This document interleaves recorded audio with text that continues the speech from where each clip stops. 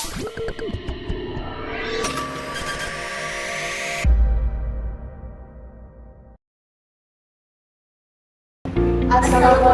warahmatullahi wabarakatuh. Halo semuanya, selamat datang kembali di podcast BEM Bersuara, obrolan yang paling kita tunggu-tunggu. Hari ini kita membahas sesuatu yang seru sekali dan dekat sekali dengan kehidupan anak muda sekarang. Apalagi kalau bukan soal dunia mahasiswa di era digital. Betul banget, karena kan tempatnya media sosial apa-apa seperti ya. Makanya hari ini kita mau lihat bagaimana sih sebenarnya konten mahasiswa ini sekali karena di samping kita sudah ada materi yang luar biasa, ada dan Nah, untuk memulai, saya mau tanya duluan nih kepada Pak Wahyu. Menurut pandangan Kakak, apakah mahasiswa zaman sekarang itu masih layak disebut sebagai agen perubahan? Atau sebenarnya disebut sudah bergeser nih menjadi agen konten? Sebelumnya terima kasih atas kesempatan dan undangan berdasarkan saya. Baik, terkait dengan tadi itu apakah mahasiswa sekarang ini dapat disebut sebagai agen perubahan atau sudah disebut sebagai agen konten. Tapi sebelum kita melaju pada pembahasan kedua ini, perlu kita pahami apa sebenarnya itu agen perubahan. Di mana pada dasarnya agen perubahan ini merupakan sebuah kelompok atau seorang individu yang dapat membawa sebuah perubahan positif atau negatif. Mahasiswa ini disebut sebagai agen perubahan jika mereka atau seorang individu ini membawa sebuah perubahan dalam status mahasiswa. Kita masuk sekarang ini adalah mahasiswa. Entah itu zamannya teknologi maupun tidak, mereka masih disebut sebagai agen perubahan. Hanya saja ada beberapa metode yang berubah. Nah, seperti kita tahu kita perlu beradaptasi pada perkembangan zaman. Tapi dengan metode-metode ini banyak perubahan yang bisa dilakukan. Dengan perubahan-perubahan tersebut perlu kita lakukan tidak lagi dengan turun langsung.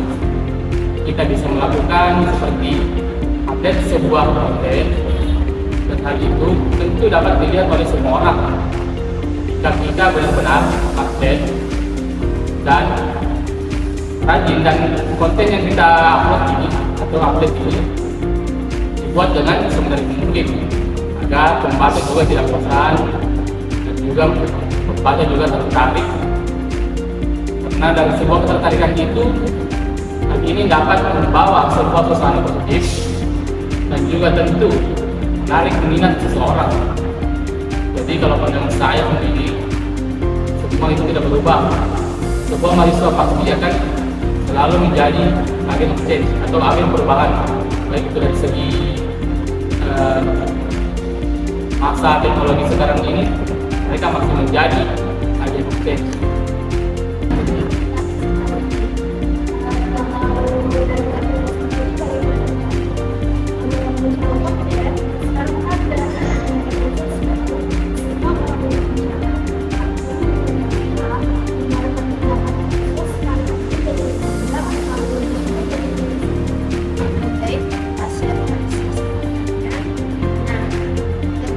apakah zaman sekarang dengan adanya media sosial kita lebih gampang untuk bersuara memberikan suatu argumen ke orang banyak, atau kembali lagi ini menjadi tantangan untuk kita.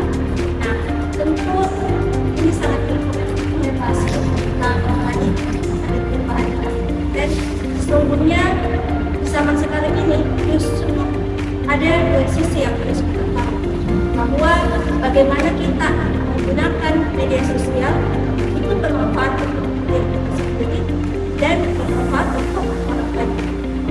Nah, dimana di saat kita ingin menjadi agen perubahan, kita di zaman sekarang ini sangat perlu yang namanya digital atau teknologi, di mana kita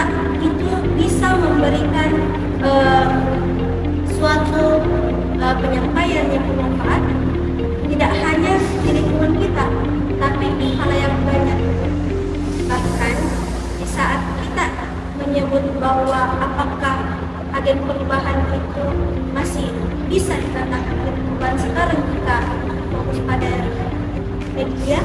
Tentu bisa, karena media itu hanya alat dan tujuan sesungguhnya itu yaitu menjadi agen perubahan.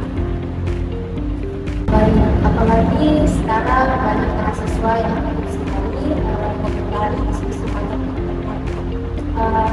Tapi kalau melihat di lapangan jarang muncul atau terlibat langsung.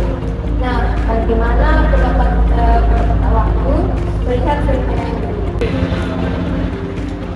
Terkait seorang mahasiswa mungkin sering mengomentari atau berpendapat terkait fenomena atau isu yang sedang terjadi atau sedang berlangsung.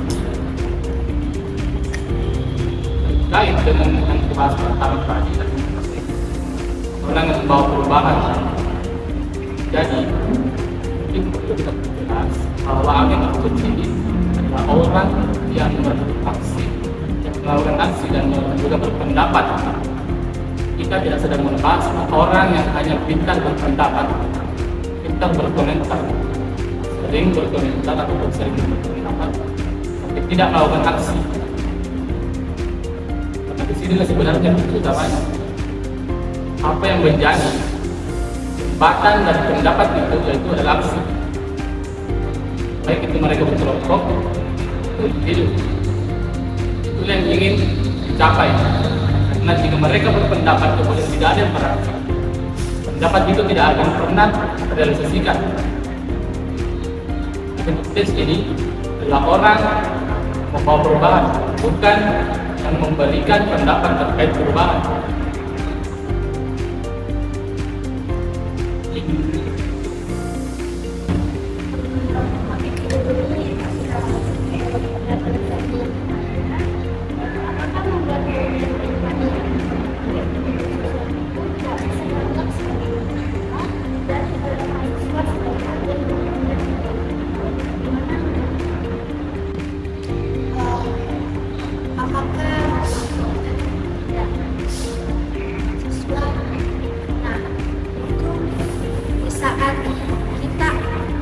Sebagai mahasiswa ingin memberikan perubahan, kita tidak harus berpikir jauh dulu, tidak harus melakukan hal besar dulu, tapi kita lakukan mulai dari hal kecil. Dengan apa?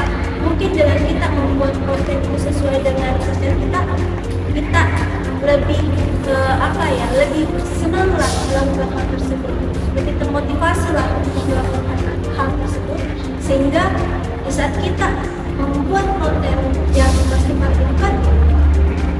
kita tidak hanya berpikir untuk diri sendiri, tapi halayak banyak. Apalagi sangat perlu sebenarnya konten-konten yang bersifat dan kualitasnya itu ada dalam diri. Kenapa? Karena itu yang memang diperlukan. Tapi bagaimana metodenya itu harus sesuai dengan zaman sekarang.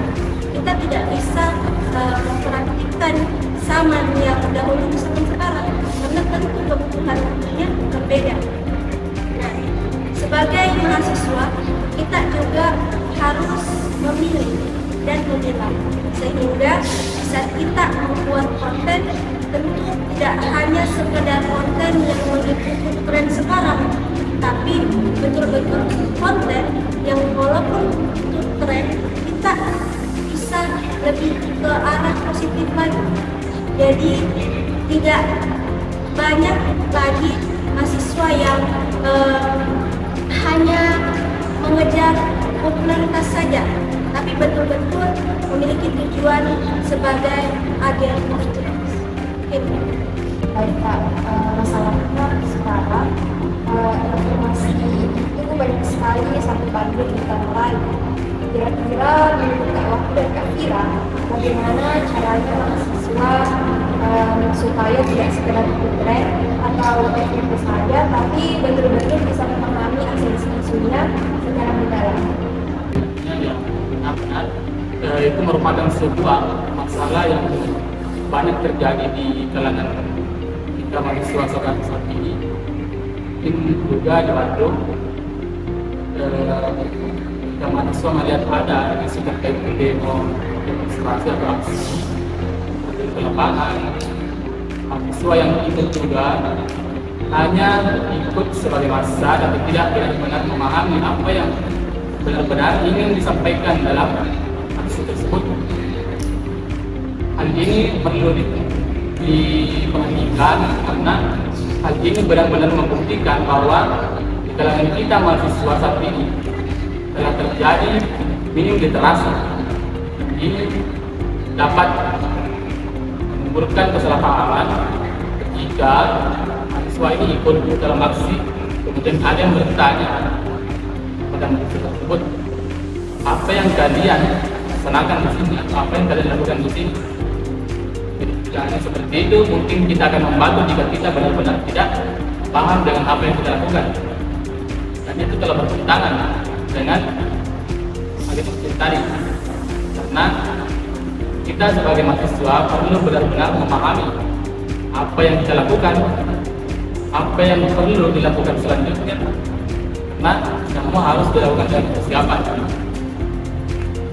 Dan jika mahasiswa tidak memahami apa yang mereka lakukan, saya rasa itu telah benar-benar menunjukkan martabat atau potensi sebagai mahasiswa yang harusnya berpikir kritis, bukan hanya pada saat ada kegiatan, tapi benar-benar melihat ketika ada isu, mengapa yang seperti ini, dan apa yang terjadi jika terjadi hal yang tidak diinginkan, apa yang perlu dilakukan untuk mengatasi masalah ini. Dan mungkin yang paling banyak terjadi di kalangan mahasiswa saat ini itu adalah mereka harus bersama dengan teman-temannya. Mereka tidak bisa aktif jika tidak bersama dengan temannya. Saya rasa ini benar-benar masalah untuk sebagian individu, karena yang akan merasakan hasil dari jerih payah atau proses itu dari kita sendiri, bukan teman-teman yang lain. Jika kita berjuang proses, kita yang akan mendapatkan hasil sendiri. Mungkin teman-teman yang ada di luar sana atau yang ada saat ini bersama kami, semoga kita bagian dari orang yang berproses dan tidak menunggu hasil itu datang, tapi kita yang mengejar hasil itu. Terkait tadi tentu sebagai mahasiswa, bagaimana kita tidak hanya ikut-ikutan dalam isu-isu yang berada di baru. Nah, sebagai mahasiswa kita memang perlu untuk berpikir kritis. Mengapa? Karena di sekarang ini banyak mahasiswa yang hanya mengambil atau melihat mungkin video-video yang mungkin bersifat sebentar saja, terus mereka menganggap bahwa itu sudah bentuk isu-isu yang isu-isu yang sangat-sangat penting untuk mereka. Padahal mereka tidak mengetahui apa sebenarnya potongan dari atau sebelum potongan ini. Itu yang terjadi sekarang. Jadi perlu sekali kita mahasiswa ini membangkitkan dua generasi kita. Tidak hanya buku saja, buku yang fisik, tapi kita juga bisa melalui digital. Tentu dengan cara itu kita tidak lagi hanya ikut-ikutan, hanya mengikuti isu-isu yang setengah-setengah. Bahkan dengan yang disampaikan oleh juga bahwa yang harus kita lakukan itu bukan hanya sekedar ikutan atau promo dan lain atau mencari popularitas, tapi betul-betul kita membangun branding diri kita sendiri sebagai mahasiswa. Karena banyak sekarang yang tidak tahu bahwa kita ini sebagai mahasiswa melakukan apa. Apakah kita hanya hadir datang lihat dan menyaksikan lalu pulang tanpa membawa apa-apa? Saya rasa itu percuma kalau kita lakukan itu. Apalagi bersifat aspirasi, dari mana kita ikut demo, kita melihat teman-teman beraspirasi, tapi kita tidak tahu dan mereka ini yang dituntut apa?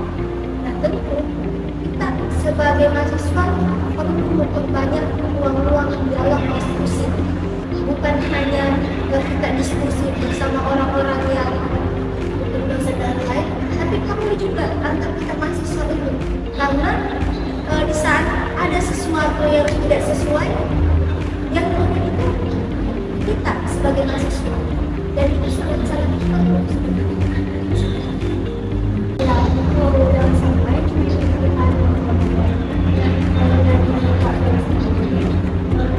apa sebenarnya perbedaan yang paling memaksa antara mahasiswa yang betul-betul dengan mahasiswa yang sebenarnya? Tentu ada perbedaan. Saat mahasiswa yang betul-betul kritis dan mahasiswa yang ingin ikut-ikutan saja.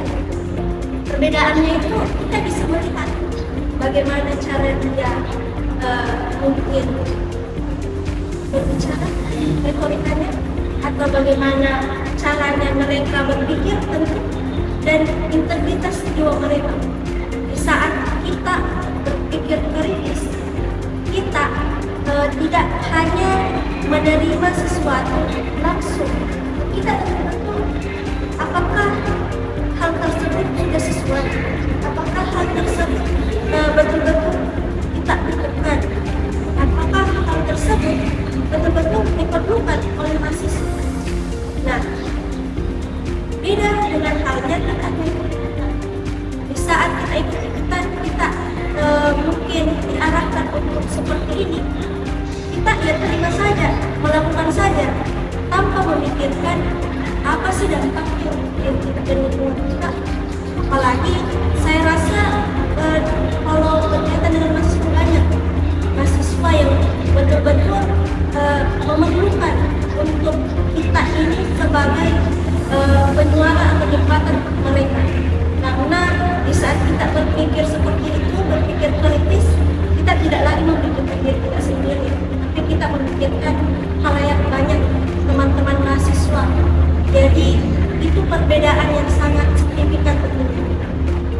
Namun bagaimana dengan mahasiswa yang hanya ikut-ikutan?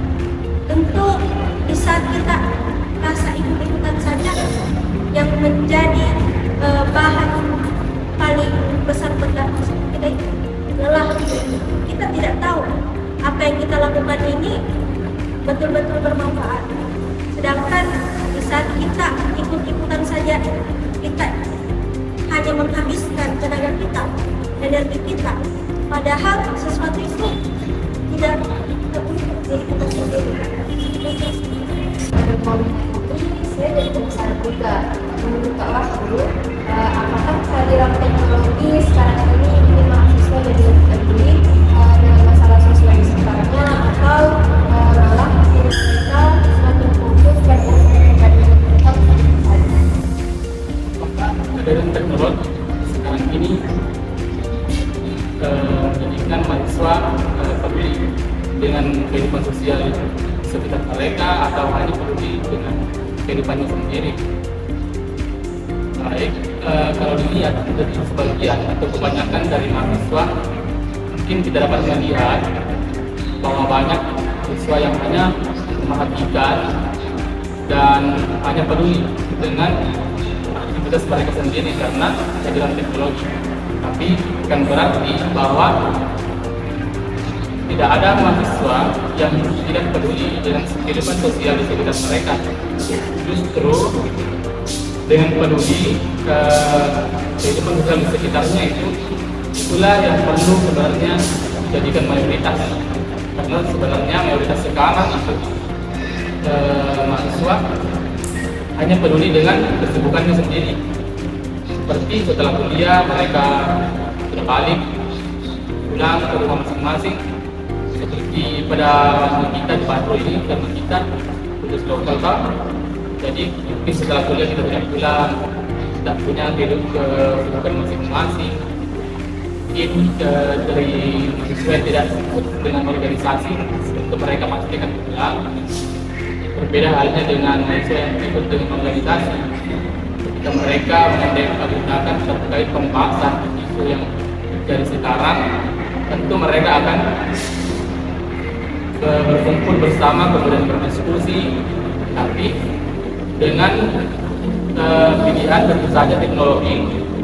Jika mereka tidak dapat berkumpul bersama, teknologi telah mendukung kita untuk melakukan diskusi secara online, dan itulah yang diharapkan dari sebagian besar mahasiswa. Ketika kita bertemu dengan teman-teman, kita tidak hanya membicarakan sebuah kenangan kebersamaan sebelumnya, mungkin kegiatan pribadi, tetapi kita juga membahas terkait isu sosial sedang langsung di sekitar kita. Karena tentu ya kita berkehidupan sosial sebagai manusia, kita tidak lepas dari kehidupan sosial, dan tentu pasti akan ada sebuah isu yang muncul. Tidak mungkin adanya sebuah isu yang tidak dapat dibahas, walaupun mungkin isu itu tidak bisa dibahas secara umum, perlu dibahas secara privat atau rahasia. Tapi tentu tidak menutup sebuah kemungkinan untuk tidak kita kawal bersama. Mungkin jika tidak ada teman, mungkin kalian bisa temukan di internet bahwa ada sebagian besar di luar sana mahasiswa yang tetap peduli, walaupun kita tidak dapat teman untuk berdiskusi atau berdialog, atau mungkin chatan saja. Kita bisa menemukan teman di luar sana, karena hal inilah sebenarnya fungsi utama dari teknologi. Teknologi sekarang sudah tidak membatasi kita terkait komunikasi. Komunikasi telah meluas, dan untuk mencegah atau mengurangi aktivitas mahasiswa yang peduli dengan dirinya sendiri, kita perlu menjadi contoh, kita perlu menjadi teladan dan menunjukkan perbedaan mengapa kita sebagai mahasiswa perlu berpikir kritis, yang menjadi ketertarikan orang-orang di luar sana. Orang-orang pada umumnya adalah ketika mereka melihat mahasiswa yang mampu menyuarakan diri sendiri dan mampu bersuara tanpa takut dinilai oleh orang lain. Mungkin disebut sebagai seni dalam berbicara atau retorika, karena kemampuan public speaking atau retorika ini adalah hal yang paling diminati oleh orang-orang. Tentu oleh saya sendiri juga, apa yang kita inginkan adalah kita mampu berbicara dengan lancar di depan orang lain, halayak banyak, halayak umum, di depan teman-teman yang lain, karena tentu hal itu akan menjadi poin utama atau poin pendukung dalam kehidupan kita sendiri ketika keluar nanti. Dan tentu dengan teknologi sekarang yang canggih ini, untuk relasi mungkin kita jadi lebih mudah untuk menemukan relasi pekerjaan, dan untuk teman-teman yang saat ini masih menjadi salah satu bagian dari akademik, jadilah teladan untuk teman-teman kita dan selalu bertahan dengan ideologinya dan prinsip masing-masing. Kita bahkan mahasiswa dan bukan siswa, kita perlu berpikir kritis dan menjadi teladan bagi teman-teman yang lain untuk membawa sebuah perubahan yang positif, dan menunjukkan bahwa kita sebagai mahasiswa juga mampu bersuara dalam sebuah lokasi atau forum. Mungkin secara tidak perlu formal untuk forumnya, tapi bahkan di tempat diskusi dengan teman-teman yang lain kita terdengar, wah, temanku ketika jadi mahasiswa ini dan semenjak dia berorganisasi, dia lebih pandai lagi berbicara dan bahasanya lebih baik lagi dibandingkan sebelum-sebelumnya. Hal itulah yang dapat membuka personal branding untuk diri kita sendiri. Personal branding ini tidak harus kita terlihat dari penampilan, tapi dari cara kita bersikap dan cara kita berbicara.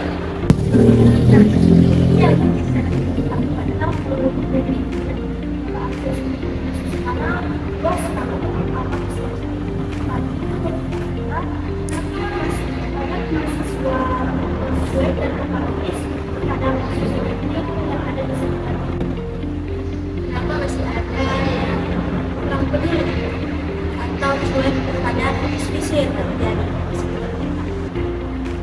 Teman-teman,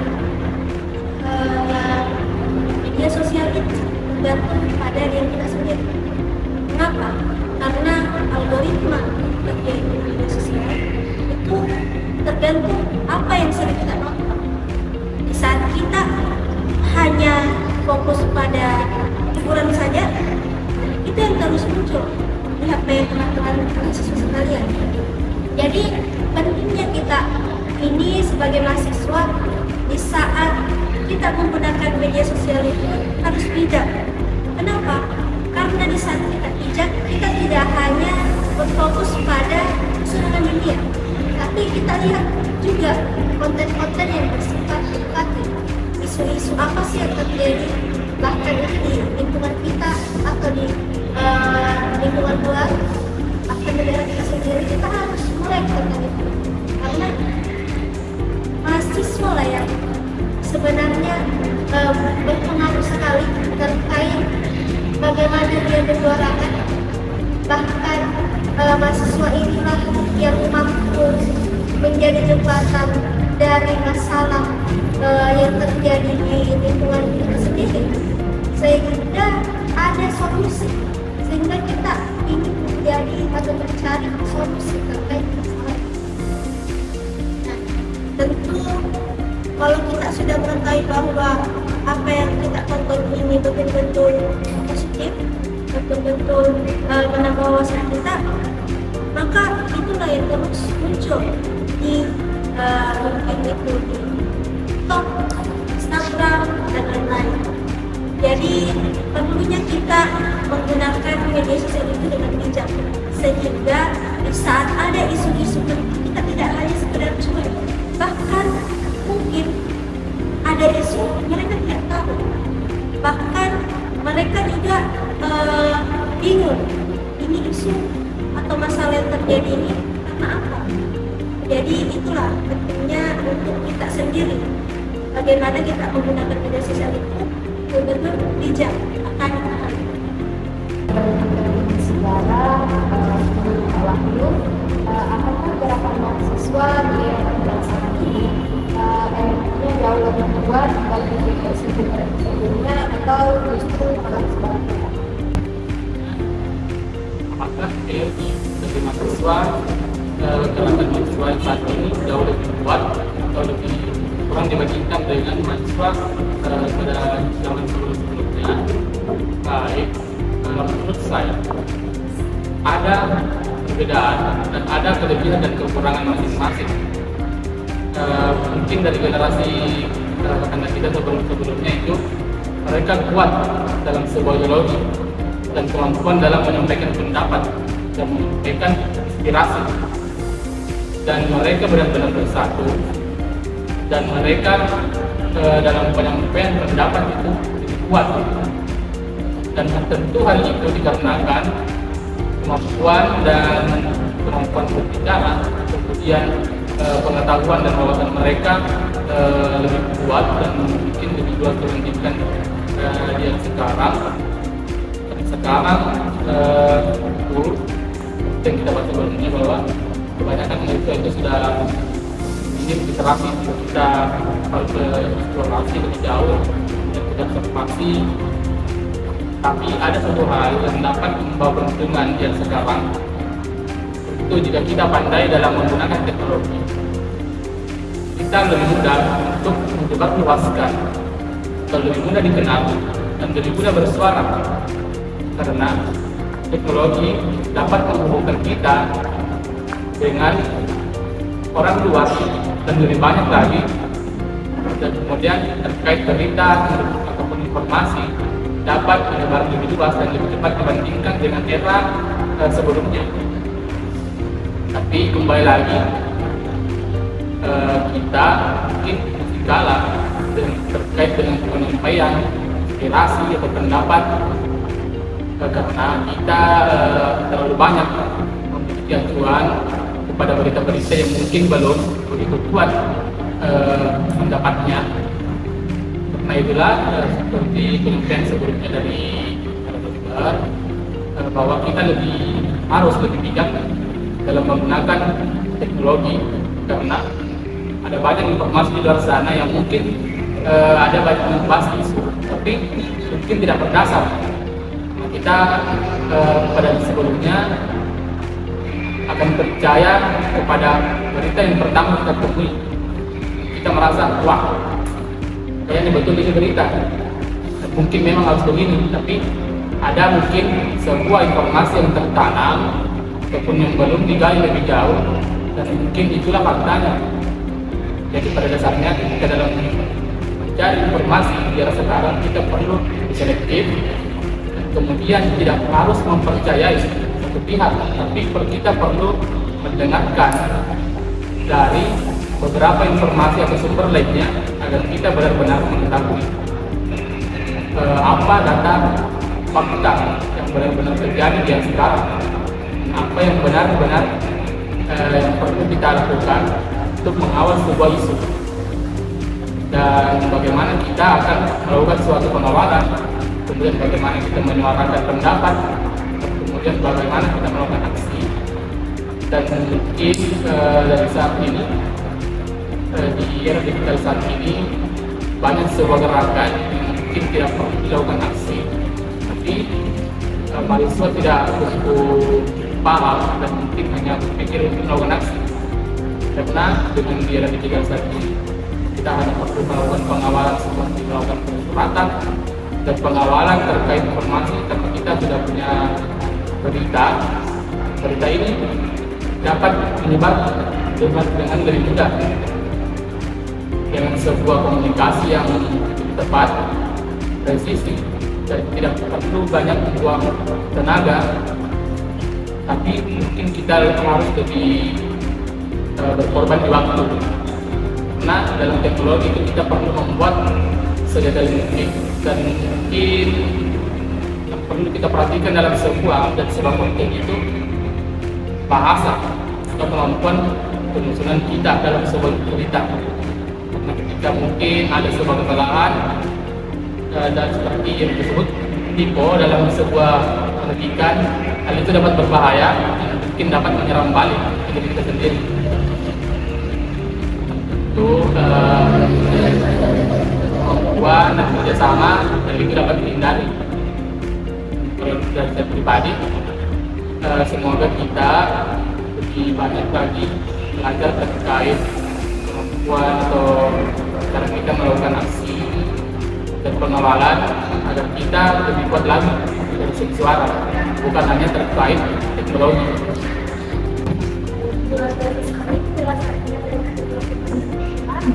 Tapi kalau Indonesia untuk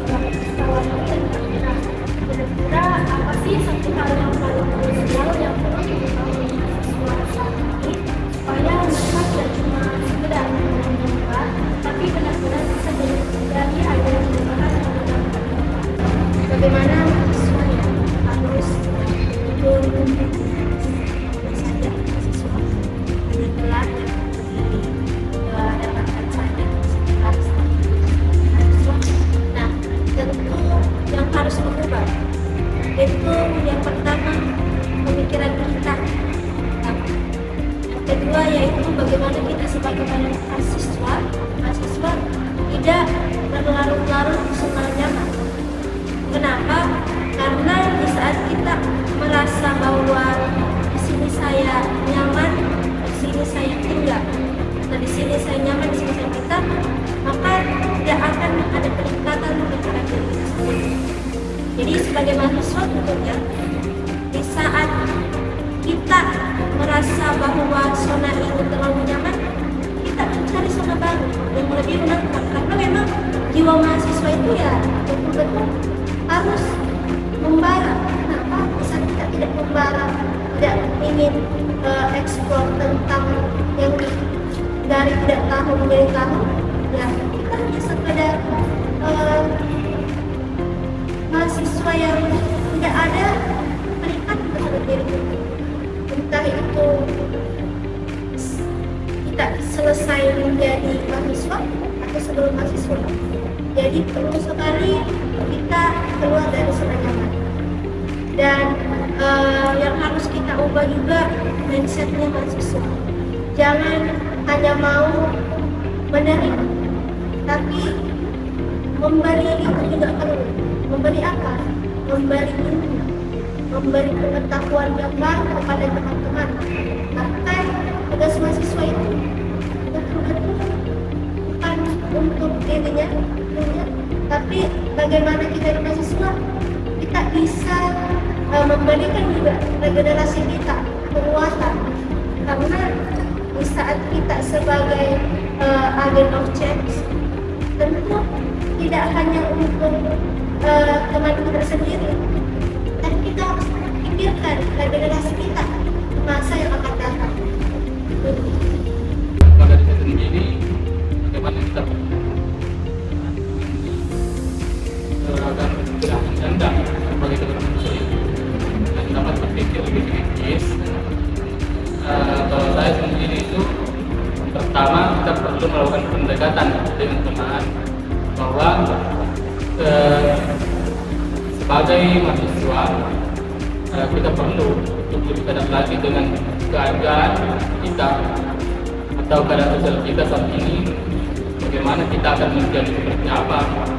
Karena tentu dari semua teman-teman mahasiswa pasti punya cita-cita atau keinginan setelah lulus. Kita tidak hanya ingin mendaftar kuliah, selesai kuliah, kemudian pada ujungnya mencari kerja. Setelah kita melihat banyaknya senior kita dan banyaknya di luar sana, kita tidak bisa menentukan bahwa setelah kita kuliah ini apa yang akan kita bawa, yaitu langsung kerja. Kita tidak bisa memastikan hal tersebut. Karena itu kita perlu pendekatan yang lebih selektif, karena tentu banyak karakteristik di luar sana atau teman-teman di sana tidak cocok ketika kita langsung mengajak kemudian menarik untuk ikut kegiatan, ikut lagi dalam sebuah forum diskusi. Tentu banyak yang tidak setuju jika kita langsung personal dan kita hanya berpihak untuk mengajak, dia tidak setuju untuk ikut. Perlu dilakukan adalah pendekatan. Nah, pendekatan itulah yang dapat mendatangkan kemudian mereka dapat merasakan diterima, kemudian benar-benar menunjukkan niat. Karena niat itu sebenarnya yang kurang dari mereka. Ketika niat itu tidak ada, tentu walaupun mereka belajar sekeras apapun, mereka tidak akan mendapatkan hasil yang memuaskan. Untuk terkait kemampuan berpikir kritis, itu sebenarnya dimiliki oleh semua orang. Hanya saja mereka masih tertutup terhadap hal-hal di sekitar mereka yang apa yang terjadi. Sebenarnya semua orang memiliki kemampuan berpikir kritis. Hanya saja mereka, seperti saya katakan tadi, mereka masih menutup diri. Hal yang mereka butuhkan adalah ruang yang menerima mereka dan dapat membuat mereka merasa aman dan nyaman untuk menyuarakan pendapat mereka. Dan tempat nyaman itulah yang akan membuat mereka lebih mudah untuk bersuara. Kemudian setelah mereka nyaman tempat itu, tentu mereka akan tetap berkontribusi. Karena itu kita perlu untuk ciptakan ruang yang nyaman dan aman bagi semua orang, semua mahasiswa, dan tentu hal ini tidak mudah untuk dilaksanakan. Tapi justru karena tidak mudahnya, hal ini dapat menimbulkan sebuah perubahan yang positif seperti yang pernah dengar. Semakin sulit prosesnya, maka semakin baik hasilnya. Baik, sesi obrolan kita sudah semakin dalam.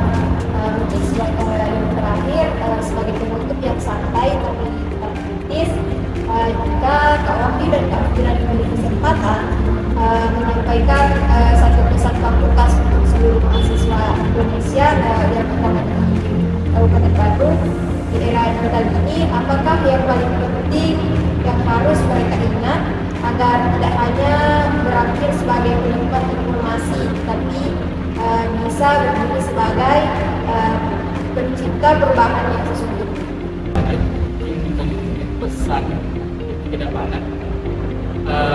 Kalau dari saya sendiri, pesan saya, keluarlah dari zona nyaman, karena banyak hal-hal di luar sana yang dapat dipelajari, dan hal itu tidak akan pernah dapat kita bayangkan. Dan setelah kita mendapatkannya, meraihnya, maka perasaan puas itulah yang dapat menjadi perasaan yang tidak akan pernah kita bosan untuk merasakannya. Perasaan kita mencapai sesuatu adalah perasaan yang paling luar biasa menurut saya. Tentu dengan proses dan usaha dari usaha sendiri untuk meraihnya, hal itu merupakan hal yang paling memuaskan. Dan mungkin terakhir dari saya, pesannya itu, sebagai mahasiswa, pedulilah dengan teman di sekitar atau teman-teman di sekitar terlebih dahulu sebelum melaju ke tempat yang lebih jauh lagi. Jadi, Dan saya juga diberikan kesempatan yang sudah kesempatan. Pesan untuk mahasiswa sebagai kader terutama dan sebagai mahasiswa, pesan yang selalu saya ingat dari ayah anda terkait janganlah jadilah agen perubahan, namun jangan hanya sekedar dari ulama. Kenapa hal itu menjadi pemacu teman-teman? Banyak tokoh-tokoh di luar sana yang hebat-hebat, maka jadilah salah satu tokoh tersebut. Jadilah tokoh yang hebat, terutama di kampus kita tercinta ini. Merasa kita sudah sampai di podcast kali ini. Terima kasih kepada kakak narasumber yang telah berbagi wawasan dan pengalaman, serta kepada seluruh pendengar yang telah menyimak hingga akhir. Semoga pembahasan kali ini dapat menambah pengertian dan memberikan inspirasi bagi kita semua. Sampai jumpa di episode berikutnya. Kami selaku host dan bersuara pamit undur diri.